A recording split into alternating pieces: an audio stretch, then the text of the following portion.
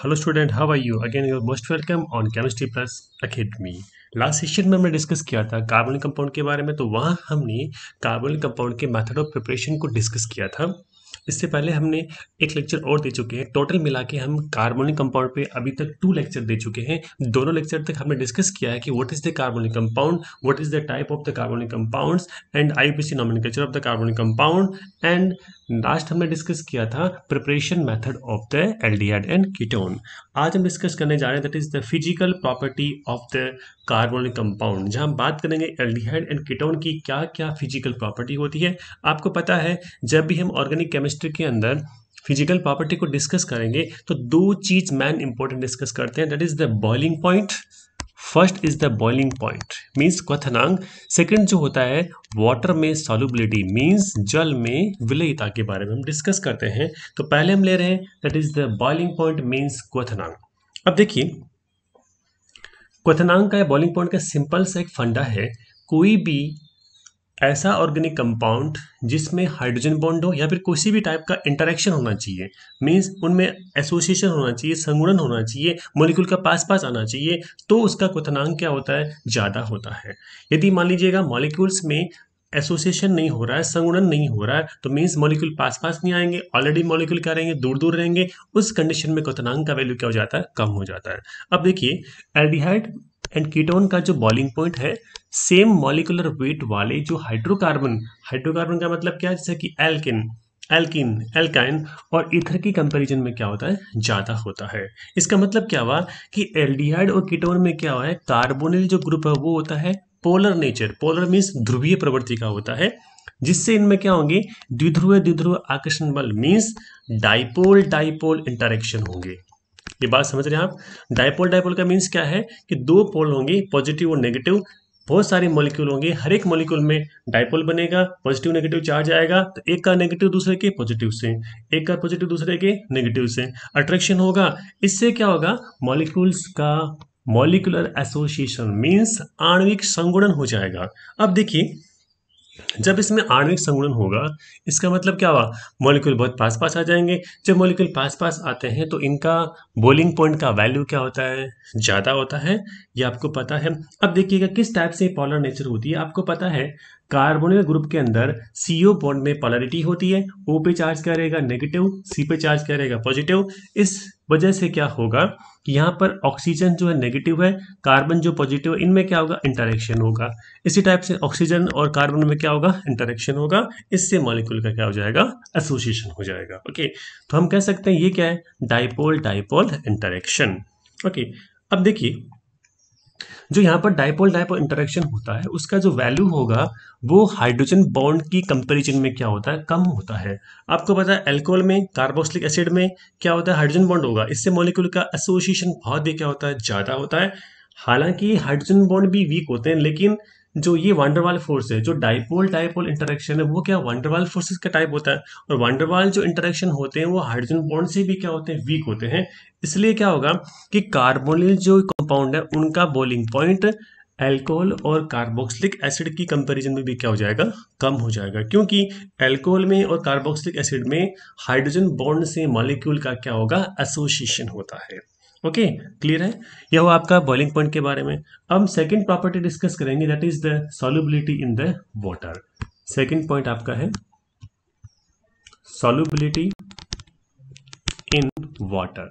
अब देखिए इसमें करना क्या आपको, देखिए जो भी लोअर एल्डिहाइड और कीटोन, लोअर का मीन्स क्या होता है, जहां पे कार्बन नंबर जो है 1 से लेकर 5, यदि किसी भी एल्डिहाइड और कीटोन में कार्बन नंबर 1 से 5 है उसको बोलेंगे लोअर एल्डिहाइड और कीटोन मीन्स निम्नतर एल्डिहाइड कीटोन। वो क्या करते हैं, वाटर के मॉलिक्यूल के साथ हाइड्रोजन बॉन्ड का प्रिपरेशन करेंगे। और आपको पता है ऐसे ऑर्गेनिक कंपाउंड जो वाटर के साथ हाइड्रोजन बॉन्ड का प्रिपरेशन करेंगे, हाइड्रोजन बॉन्ड का फॉर्मेशन करेंगे, इट मीन्स वो वाटर में क्या होते हैं, सॉल्युबल होते हैं। अब देखिए किस टाइप से ये हाइड्रोजन बॉन्ड बनेगा, क्योंकि आपको पता है वाटर में क्या होता है, पोलरिटी होती है। H पे चार्ज क्या होगा, पॉजिटिव होगा, O पे चार्ज क्या होगा, नेगेटिव होगा। और आपको ये भी पता है कार्बोनिल ग्रुप में भी क्या होगी, पोलरिटी होगी। तो O पे चार्ज क्या रहेगा, नेगेटिव, C पे चार्ज क्या रहेगा, पॉजिटिव।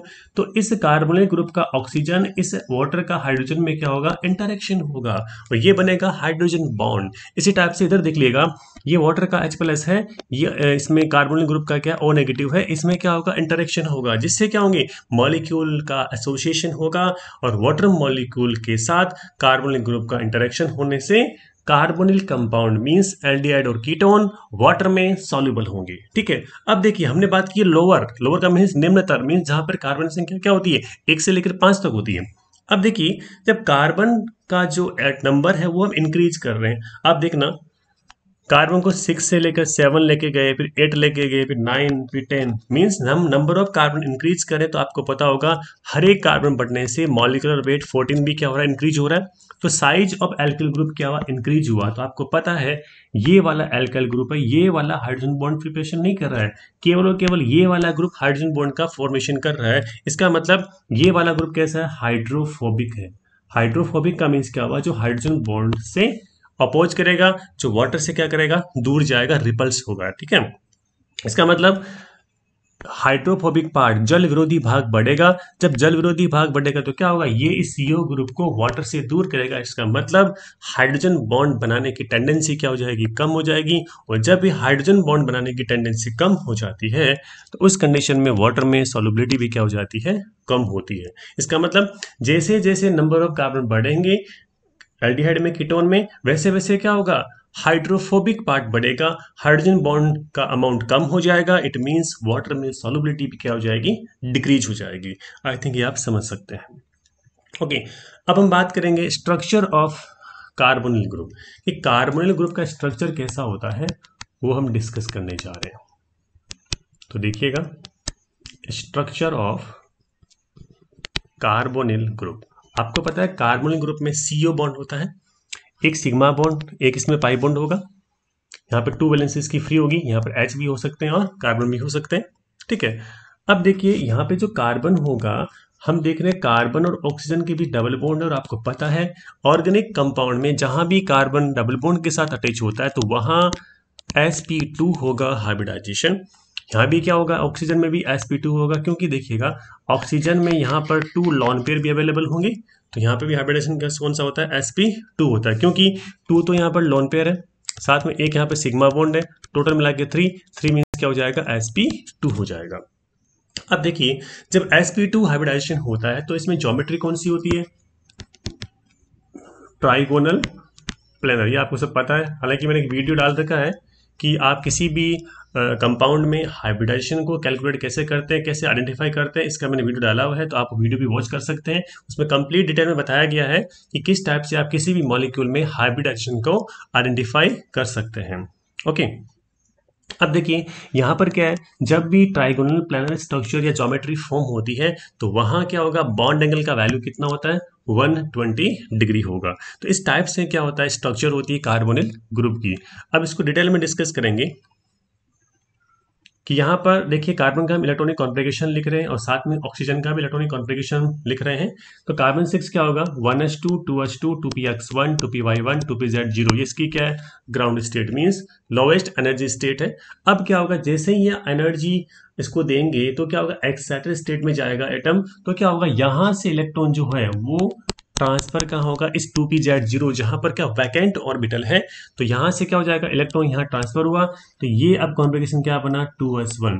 तो 1s2 2s1 2px1 2py1 2pz1 बन जाएगा। दिस इज द ES का मीन्स क्या होता है, एक्साइटेड स्टेट कहेंगे। अब देखिए हम यहाँ पे डिस्कस कर रहे हैं कि इसमें sp2 हाइब्रिडाइजेशन हो रहा है। तो यहाँ पर ये S है, ये क्या P है, यहाँ पे 2 है, sp2 होगा यहाँ पर हाइब्रिडाइजेशन। तो मतलब क्या हुआ, ये वाला ऑर्बिटल है जो हाइब्रिडाइजेशन में पार्टिसिपेट नहीं कर रहा है, इट मीन्स ये संकरण में पार्टिसिपेट नहीं कर रहा है। इसका मतलब यहाँ ये वाला हो जाएगा अनहाइब्रिड ऑर्बिटल। अनहाइब्रिड का मतलब क्या होता है, असंकृत कक्षक इसको हम कहेंगे। इसका मतलब sp2 जब संकरण होगा, sp2 से क्या बनेंगे, 3 बनेंगे हाइब्रिड ऑर्बिटल, एक इसमें क्या है, अनहाइब्रिड या फिर असंकृत कक्षक। अब देखिए बात करते हैं ऑक्सीजन की। ऑक्सीजन में क्या होता है, 1s2 2s2 2px2 2py1 और 2pz1 है। तो यहाँ पे भी हम देख रहे हैं कि sp2 हो रहा है इसमें हाइब्रिडाइजेशन। तो आप देख सकते हैं 3 बनेंगे इसमें हाइब्रिड ऑर्बिटल, और 2pZ1 जो ऑर्बिटल है हाइब्रिडाइजेशन में पार्टिसिपेट नहीं कर रहा है। इसका मतलब ये कैसा है, असंकृत या फिर अनहाइब्रिड ऑर्बिटल। ऑक्सीजन का GS और ES दोनों कंडीशन में सेम टाइप का इलेक्ट्रॉनिक कॉन्फ़िगरेशन होगा। अब देखिए किस टाइप से यहाँ की स्ट्रक्चर बनती है। कार्बन के पास क्या है, 3 हाइब्रिड ऑर्बिटल है, और तीनों में क्या है, सिंगल सिंगल इलेक्ट्रॉन अवेलेबल है। आप देख सकते हैं एक हाइब्रिड ऑर्बिटल ये, एक ये, और तीनों में ज्योमेट्री क्या हो जाएगी, ट्राइगोनल प्लेनर हो जाएगा। इसके बाद बात करते हैं ऑक्सीजन का। तो ऑक्सीजन में भी क्या है, 3 हाइब्रिड ऑर्बिटल है, उनमें से 2 में तो क्या है, इलेक्ट्रॉन के पेयर है, तो वो क्या रहेंगे यहाँ पे देखिएगा, लोन पेयर की फॉर्म में। क्योंकि यदि हाइब्रिड ऑर्बिटल में 2 इलेक्ट्रॉन्स है, मीन्स पेयरिंग हुई हुई है, तो वो हमेशा लोन पेयर की तरह एक्ट करेंगे, किसी भी स्पीसीज के साथ बॉन्ड का प्रिपरेशन नहीं करते हैं। लेकिन ये स्पेशल केस में क्या है, कोऑर्डिनेशन बॉन्ड फॉर्म करेंगे, नॉर्मल सिग्मा बॉन्ड का फॉर्मेशन नहीं करेंगे। अब देखिए एक ये ऑर्बिटल जिसमें इलेक्ट्रॉन कितने, सिंगल है, तो एक इस कार्बन का सिंगल इलेक्ट्रॉन वाला हाइब्रिड ऑर्बिटल, इस ऑक्सीजन का सिंगल इलेक्ट्रॉन वाला हाइब्रिड ऑर्बिटल, दोनों में क्या होगा, कोएक्सियल ओवरलैपिंग, समाक्ष अतिव्यापन होगा। इससे क्या बनेगा, सिग्मा बॉन्ड बनेगा। इसके बाद आप देख सकते हैं ये जो है पी का ऑर्बिटल, इस कार्बन का ऑर्बिटल है कौन सा, 2pZ1। ये 2pZ1 है जो कार्बन का था, जो कि अनहाइब्रिड है, इसमें हाइब्रिडेशन नहीं हो रहा है, असंकृत कक्षक है। इसी टाइप से क्या ऑक्सीजन के पास भी क्या है, एक असंकृत कक्षक है जिसमें इलेक्ट्रॉन कितना है, सिंगल सिंगल है। और आपको पता होगा यदि अनहाइब्रिड ऑर्बिटल होते हैं और उनमें सिंगल सिंगल इलेक्ट्रॉन अवेलेबल होते हैं, तो वो क्या करते हैं, कोलेटरल ओवरलैपिंग मीन्स समपार्श्विक अतिव्यापन। तो यहाँ पे समपार्श्विक का मतलब होता है कोलेटरल ओवरलैपिंग करेंगे, इससे क्या बनेगा, पाई बॉन्ड का फॉर्मेशन करेंगे। तो यहाँ देख सकते हैं आप, इसका सिंगल इलेक्ट्रॉन, इसका सिंगल इलेक्ट्रॉन, दोनों ऑर्बिटल में क्या हुआ, कोलेटरल समपार्श्विक अतिव्यापन हुआ है, और समपार्श्विक अतिव्यापन से क्या होता है, यहाँ पर पाई बॉन्ड का फॉर्मेशन हो जाता है। इस टाइप से एक पाई बॉन्ड बनेगा CO के बीच, एक सिग्मा बॉन्ड बनेगा, साथ में 2 वैलेंसी है जहां पर हाइड्रोजन या फिर कार्बन अटैच हो सकता है, और यहाँ पर साथ में क्या दिए हुए, 2 लोन पेयर दिए हुए हैं। इस टाइप से आप इसको डिस्कस कर सकते हैं। ठीक है, तो ये था आपके structure of the carbonyl compound. तो आप इसको देख सकते हैं, पूरा यहाँ पे डिस्क्रिप्शन लिखा हुआ है, जो मैंने अभी आपको एक्सप्लेन किया वो सारा डिस्क्रिप्शन में यहाँ पर लिखा हुआ है। अब देखिए, यदि आपको वीडियो के अलावा किसी नोट्स की PDF भी आपको रिक्वायरमेंट है तो आप मुझे बता सकते हैं, और आप हमारा टेलीग्राम चैनल ज्वाइन कर सकते हैं। टेलीग्राम चैनल का लिंक मैंने इस वीडियो के डिस्क्रिप्शन बॉक्स में डाल दिया है, तो वहाँ जाके आप टेलीग्राम ज्वाइन कर सकते हैं, और वहाँ पर आपको हर जो इस टाइप के जो वीडियो की PDF भी आपको अवेलेबल हो जाएगी। और किसी भी आपको चैप्टर की PDF रिक्वायर्ड है तो आप कमेंट बॉक्स में कमेंट कर सकते हैं।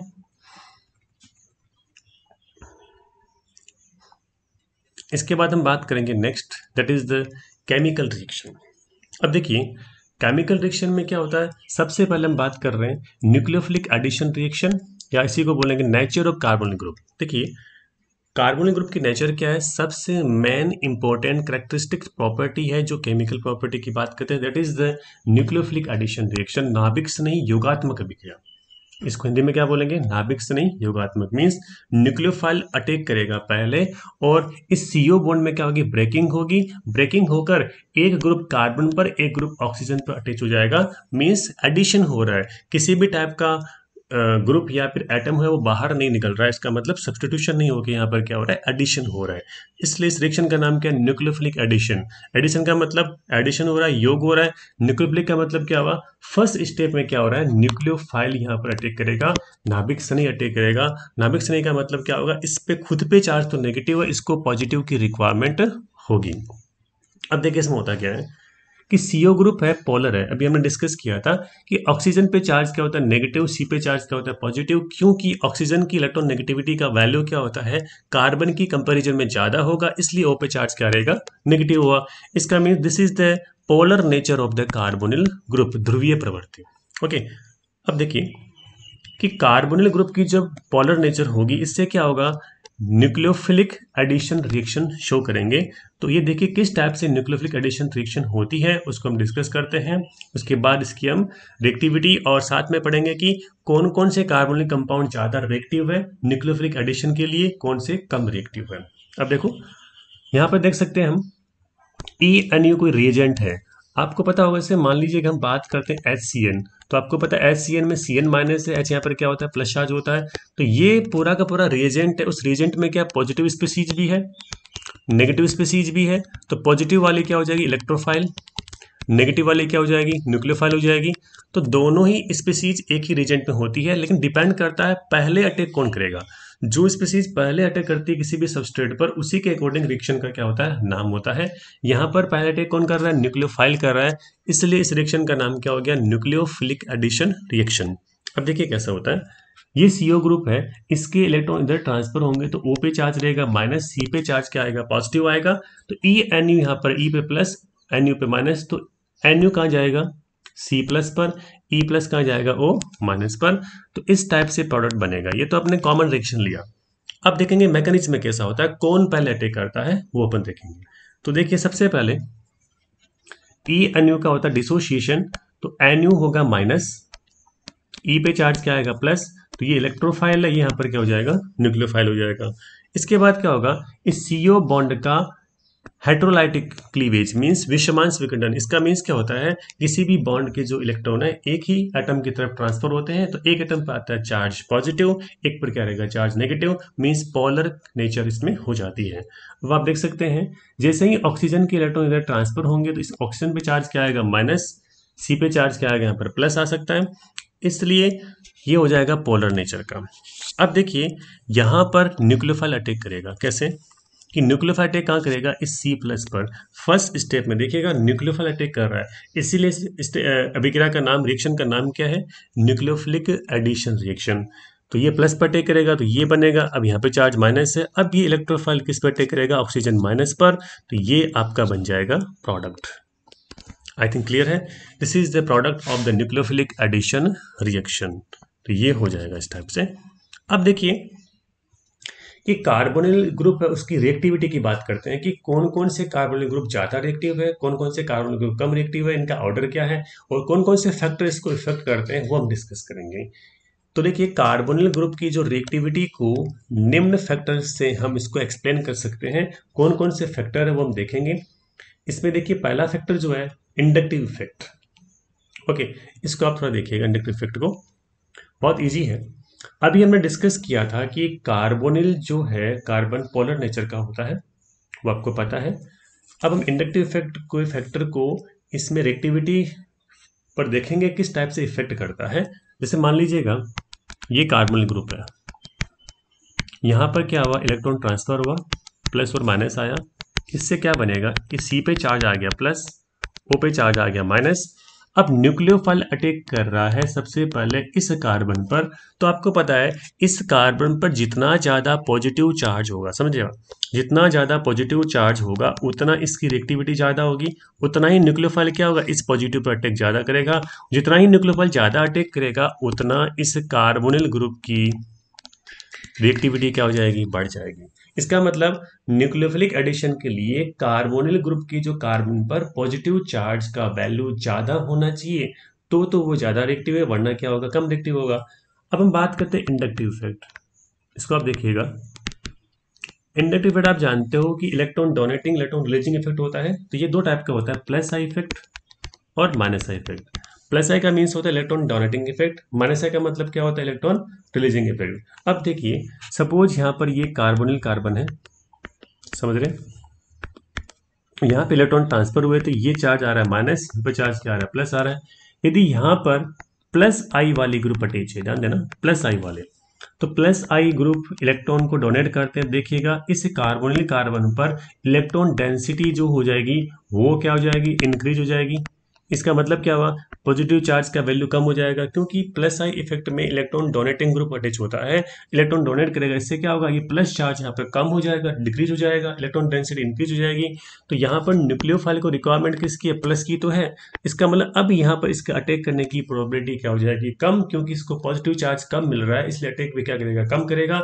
इसका मतलब रिएक्टिविटी क्या होती है, डिक्रीज हो जाएगी। अब सपोज यही हम बात करते हैं इस कार्बोनिल कार्बन की, यदि यहाँ पर माइनस आई ग्रुप अटैच है, देखना ये नेगेटिव, यहाँ पे क्या पॉजिटिव है, तो क्या होगा, ये इलेक्ट्रॉन को विड्रॉ करेगा, एक्सेप्ट करेगा, इससे इस कार्बन पे चार्ज क्या होगा, पॉजिटिव वाला ज़्यादा इंक्रीज होगा। अब देखिए जितना ज़्यादा पॉजिटिव चार्ज इंक्रीज होगा वो न्यूक्लियोफाइल के लिए क्या फेवरेबल कंडीशन है। इट मीन्स यहाँ पर न्यूक्लियोफाइल ज़्यादा अटैक करने की टेंडेंसी रखेगा। इट मीन्स यहाँ पर रिएक्शन क्या होगी, ज़्यादा होगी। तो हम कह सकते हैं इस कंडीशन में रिएक्टिविटी क्या हो जाएगी, ज़्यादा हो जाएगी। क्लियर है? तो अब आपको देखना है कि प्लस आई इफेक्ट या और माइनस आई इफेक्ट। इसका मतलब प्लस आई इफेक्ट बढ़ेगा तो क्या होगा, रिएक्टिविटी कम हो रही है, और माइनस आई इफेक्ट बढ़ रहा है तो रिएक्टिविटी क्या हो रही है, ज़्यादा हो रही है। ठीक है, अब देखिए प्लस आई इफेक्ट इंक्रीज हो रहा है तो कार्बोनिल कार्बन पर पॉजिटिव चार्ज क्या हो रहा है, डिक्रीज हो रहा है। इट मीन्स न्यूक्लियोफाइल का अटैक भी क्या होगा, कम होगा। इसका मतलब रिएक्टिविटी मीन्स क्रियाशीलता का वैल्यू भी क्या हो जाएगा, कम। ओके, इसका मतलब प्लस आई इफेक्ट बढ़ने पर कार्बोनिल कंपाउंड कम रिएक्टिव होगा। यदि माइनस आई इफेक्ट बढ़ रहा है, इंक्रीज हो रहा है, तो क्या होगा, कार्बोनिल कार्बन पर पॉजिटिव चार्ज क्या होगा, इंक्रीज होगा, जिससे क्या होगा, न्यूक्लियोफाइल का अटैक भी क्या होगा, ज़्यादा होगा। और जब न्यूक्लियोफाइल का अटैक ज़्यादा होता है उस कंडीशन में रिएक्टिविटी भी क्या होती है, ज़्यादा होगी, मीन्स क्रियाशीलता का वैल्यू भी क्या होगा, ज़्यादा होगा। अब कुछ एग्जाम्पल दिए हुए आप इसको देखिएगा। पहले वाला फॉर्मल्डिहाइड है, उसके बाद एसिटाल्डिहाइड, उसके बाद एसीटोन, फिर ब्यूटेनॉन, क्योंकि यहाँ पे देखिएगा CH3 ग्रुप है तो इससे अटैच है ना, ये पेंटेनॉन हो जाएगा। इसके बाद देखिएगा 1 2 3 4 5 2,4 डाई मिथाइल पेंटेनॉन। इसके बाद में देखिएगा 1 2 3 4 5, तो इसको हम कह सकते हैं 2 2 4 4 टेट्रा मिथाइल पेंटेनॉन। ओके, अब आप देख सकते हैं कि इसके अंदर कि यहाँ पर ओनली हाइड्रोजन अवेलेबल है। यहाँ पर एक CH3 ग्रुप आ गया, फिर 2 CH3 हो गए, फिर यहाँ पर एक इथाइल, यहाँ पर एक हो जाएगा इसमें आपके मिथाइल, उसके बाद इथाइल इथाइल ग्रुप हो जाएंगे। उसके बाद क्या होगा इसके अंदर आइसोप्रोपाइल आइसोप्रोपाइल, फिर टर्शियरी ब्यूटाइल ग्रुप यहाँ पर अटैच है। तो जैसे जैसे हम लेफ्ट टू राइट चल रहे हैं प्लस आई इफेक्ट इंक्रीज हो रहा है। आप देख सकते हैं कि हायर इसमें का हायर ग्रुप अटैच हो रहा है, मीन्स ग्रुप का साइज बड़ा हो रहा है, और जितना एल्काइल ग्रुप का साइज बड़ा होगा उतना ही क्या होगा, इसके अंदर प्लस इफेक्ट ज़्यादा होगा। और जितना ज़्यादा प्लस इफेक्ट होगा, आप देख सकते हैं कार्बोनिल कार्बन पर पॉजिटिव चार्ज डिक्रीज होगा। जब कार्बोनिल कार्बन पर पॉजिटिव चार्ज डिक्रीज हो रहा है मीन्स इलेक्ट्रॉन डेंसिटी इंक्रीज हो रही है। इलेक्ट्रॉन डेंसिटी इंक्रीज होने पर न्यूक्लियोफाइल का जो अटैक है वो क्या हो जाएगा, कम हो जाएगा। जब न्यूक्लियोफाइल का अटैक कम होगा इट मीन्स रिएक्टिविटी भी क्या हो जाएगी इसके अंदर, कम। इसलिए फॉर्मल्डिहाइड क्या होता है, हाईली रिएक्टिव है, सबसे ज़्यादा क्या होता है, क्रियाशील होता है। ओके, तो आप देख सकते हैं कि हम राइट टू लेफ्ट चल रहे हैं तो माइनस प्लस इफेक्ट क्या हो रहा है, डिक्रीज हो रहा है। तो कार्बोनिल कार्बन में पॉजिटिव चार्ज बढ़ रहा है, रिएक्टिविटी बढ़ रही है, कब, राइट टू लेफ्ट चल रहे हैं, मीन्स ये वाला ज्यादा रिएक्टिव है। एक और एग्जांपल देखिएगा आप, यहाँ पर ये CCl3CHO है, ये CH3CHO है, यहाँ पर हाइड्रोजन, यहाँ पर क्या क्लोरीन है। तो आपको पता है जब क्लोरीन हम ले रहे हैं, यूज कर रहे हैं, तो क्लोरीन का क्या लगेगा, माइनस इफेक्ट होगा। जब क्लोरीन का माइनस इफेक्ट होता है तो आप देख सकते हैं कि लेफ्ट वाले में माइनस आई इफेक्ट बढ़ रहा है, इसका मतलब रिएक्टिविटी भी क्या होगी, बढ़ेगी। अभी हमने डिस्कस किया था प्लस आई बढ़ने पर रिएक्टिविटी कम हो रही है, और माइनस आई बढ़ने पर रिएक्टिविटी क्या हो रही है, ज्यादा हो रही है। ओके, इसके बाद हम नेक्स्ट फैक्टर देख रहे हैं, that is the steric hindrance. Steric hindrance का मीन्स क्या होता है, बल्की ग्रुप। मीन्स यदि कार्बोनिल कार्बन है, आप देखिएगा this is the carbonyl carbon, इस कार्बन पे यदि मान लो बड़े बड़े ग्रुप है, लार्ज ग्रुप, बड़े ग्रुप अटैच हो रहे हैं, इसका मतलब स्टेरिक हिंड्रेंस का वैल्यू क्या हो रहा है, बढ़ रहा है। स्टेरिक हिंड्रेंस का मतलब होता है त्रिविम विन्यास में बाधा। इसका मतलब यहाँ पर अब न्यूक्लियोफाइल का अटैक क्या होगा, कम होगा। जब यहाँ पर बड़े बड़े ग्रुप होंगे तो क्या होगा, न्यूक्लियोफाइल इस कार्बन पर अटैक कम करेगा। जब न्यूक्लियोफाइल अटैक कम करेगा इट मीन्स कार्बोनिल ग्रुप की रिएक्टिविटी क्या हो जाएगी, कम हो जाएगी। इट मीन्स क्या होगा, कार्बोनिल ग्रुप के जो कार्बन है उस पर बल्कि साइज के ग्रुप बढ़ेंगे, तो इट मीन्स न्यूक्लियोफाइल का अटैक क्या होगा, कम होगा। इट मीन्स रिएक्टिविटी भी क्या हो जाएगी, कम हो जाएगी। एग्जाम्पल की हम बात करते हैं तो आप देख सकते हैं वो एग्जाम्पल थे पहले वाले। जैसे मान लीजिएगा एक आपका है HCHO, एक आपका है CH3CHO, इन दोनों को कंपेयर करें तो आपको पता है यहाँ पर ओनली हाइड्रोजन है, यहाँ पर कौन है, मिथाइल है। तो इस ग्रुप की रिएक्टिविटी क्या होगी, ज़्यादा, क्योंकि यहाँ पर एक छोटा ग्रुप है, स्मॉल ग्रुप है, तो न्यूक्लियोफाइल अटैक क्या करेगा, ज़्यादा करेगा। जब न्यूक्लियोफाइल अटैक ज़्यादा करता है इसका मतलब रिएक्टिविटी भी क्या होगी, ज़्यादा होगी। It mean this is a more reactivity. यहाँ पर हम कह सकते हैं रिएक्टिविटी क्या हो रही है, इंक्रीज हो रही है। ओके, अब देखिए हम बात करेंगे एरोमेटिक एल्डिहाइड की। एरोमेटिक कार्बोनिल कंपाउंड का मीन्स क्या होता है, यहाँ पर हमने बेंजीन रिंग को यूज किया है। ओके, अब देखिए aromatic carbonyl compound aliphatic carbonyl compound की कंपैरिजन में लेस रिएक्टिव मीन्स कम क्रियाशील होंगे, क्योंकि एरोमेटिक जो कार्बोनिल कंपाउंड में रेजोनेंस हो रहा है, ये आप जानते हो ना जानते हो, उससे क्या होगा, कार्बोनिल ग्रुप के जो कार्बन है उस पर इलेक्ट्रॉन डेंसिटी बढ़ जाती है, जिससे न्यूक्लियोफाइल का अटैक कम होता है, इजिली होता नहीं है। It means aromatic carbonic compound aliphatic carbonic compound की कंपैरिजन में लेस रिएक्टिव होते हैं। आप देख सकते हैं, देखिए यहाँ पर CHO ग्रुप, आपको पता है CHO ग्रुप जो होगा वो कैसा होता है, इलेक्ट्रॉन विड्रॉइंग ग्रुप होता है, EWG। इसका means electron withdrawing group, means electron ग्राही समूह, इलेक्ट्रॉन लेने वाला समूह है। तो क्या होगा, यहाँ से CO बॉन्ड के इलेक्ट्रॉन इधर ट्रांसफर होंगे, इस पे चार्ज आएगा पॉजिटिव, फिर ये वाला इलेक्ट्रॉन इधर ट्रांसफर होगा, इस पे चार्ज क्या आएगा पॉजिटिव, तो ये आ गया यहाँ पर पॉजिटिव। ठीक है, जैसे ही पॉजिटिव आया आप देख सकते हैं इस कार्बन और इस कार्बन के बीच में क्या होगा, डबल बॉन्ड बन गया। इट मीन्स इस कार्बोनिल कार्बन पर पॉजिटिव चार्ज क्या हो गया, खत्म हो गया, कम हो गया। इट मीन्स इलेक्ट्रॉन डेंसिटी क्या हो रही है, बढ़ रही है। और इसमें जब इलेक्ट्रॉन डेंसिटी बढ़ती है तो न्यूक्लियोफाइल का टेक क्या होता है, कम होता है। इसका मतलब रिएक्टिविटी भी क्या हो जाएगी, कम। तो रेजोनेंस से क्या होगा, C और बेंजीन के कार्बन और कार्बोनिल कार्बन में डबल बॉन्ड कैरेक्टर आ गए, प्लस चार्ज खत्म हो गया, इट मीन्स लेस रिएक्टिव। अब आप देख सकते हैं एग्जाम्पल में, देखिएगा कि यहाँ पर आप एग्जाम्पल ले रहे हैं, एक तो ये एसीटोन, एक यहाँ पर ले रहे हैं बेंजल्डियर। आप देख सकते हैं एसीटोन में क्या एलिफेटिक ग्रुप है, यहाँ पर क्या होगा, ये वाला ग्रुप है। ये वाला कौन सा, इसके अंदर CHO ग्रुप है, यहाँ पे क्या एरोमेटिक रिंग है। तो हालांकि यहाँ पे तो प्लस इफेक्ट है, यहाँ पे क्या plus R means resonance effect है। तो आपको पता है कि RHI इनमें होता है वरीयता, प्रायोरिटी। R रेजोनेंस, अनुनाद, हाइपर कंजुगेशन, अतिसंयुग्मन, I केवल इंडक्टिव इफेक्ट मीन्स पैनिक प्रभाव। तो R को ज्यादा देते हैं प्रायोरिटी I की कंपेरिजन में। तो क्या होगा, यहाँ पर ज्यादा इफेक्टिव होगा। तो इस मीन्स क्या होगा, यहाँ पर कार्बोनिल कार्बन पर इलेक्ट्रॉन डेंसिटी का वैल्यू बढ़ जाता है, इसका मतलब ये लेस रिएक्टिव होगा। ओके, समझ रहे हैं मेरी बात को। यहाँ पर क्या होता है, प्लस इफेक्ट होगा। प्लस इफेक्ट से क्या होता है कि इलेक्ट्रॉन डोनेट तो कर रहा है, लेकिन प्लस R की कंपैरिजन में क्या करेगा, कम डोनेट करेगा। ओके, अब कुछ एग्जांपल देखिए, जैसे कि हम बात करते हैं ये वाले, ये बेंजल्डिहाइड है, ये एसिटोफिनोन है, यहाँ पर बेंजोफिनोन है। आप देख सकते हैं यहाँ पर हो रहा है रेजोनेंस, तो यहाँ पर क्या ओनली क्या प्लस R इफेक्ट है। यहाँ देखिएगा रेजोनेंस भी हो रहा है, प्लस R भी है, इसका क्या प्लस I भी लग रहा है, तो प्लस I भी लग रहा है। इसमें देखिएगा इसका प्लस R और इसका भी क्या होता है, प्लस R होता है। आप देख सकते हैं इसका भी क्या होता है, प्लस R होता है। इट मीन्स क्या होगा, यहाँ पे दो प्लस R है, यहाँ पर क्या प्लस R है और प्लस I है, यहाँ पर ओनली क्या होता है, प्लस R होता है। आप समझ सकते हो। तो अब देखिएगा कि यहाँ पर ओनली प्लस R है, तो इसमें जो इफेक्ट लग रहा है कम लग रहा है। यहाँ पे दो है, प्लस R भी है, प्लस I भी है, थोड़ा इफेक्ट ज्यादा लगेगा। यहाँ पर क्या प्लस R है, यहाँ पर क्या प्लस R है, इफेक्ट क्या और ज्यादा लगेगा। इट मीन्स कार्बोनिल जो कार्बन है, तो यहाँ इलेक्ट्रॉन डेंसिटी सबसे कम होगी। इट मीन्स यहाँ पर पॉजिटिव चार्ज पूरा ही पूरा क्या फिनिश हो जाएगा। जितना पॉजिटिव चार्ज कम होता है उतना रिएक्टिविटी भी क्या होती है, कम होती है। आपको पता है न्यूक्लियोफाइल को चाहिए पॉजिटिव चार्ज, जितना ज्यादा कार्बोनिल कार्बन पर पॉजिटिव चार्ज होगा उतना रिएक्टिविटी क्या होगी, ज्यादा होगी। इसका मतलब यहाँ पर पॉजिटिव चार्ज सबसे कम है, तो ये वाला कंपाउंड लेस रिएक्टिव, ये वाला मोर रिएक्टिव। तो इस टाइप से इसको हम देख सकते हैं। तो ये था आपकी न्यूक्लियोफिलिक एडिशन रिएक्शन के बारे में, कि हमने इसको डिस्कस किया कि किस टाइप से ये न्यूक्लियोफिलिक एडिशन रिएक्शन होती है, क्या इसकी मैकेनिज्म होती है, कौन कौन से फैक्टर इसको इफेक्ट करते हैं, वो हमने अभी आपके डिस्कस किया है।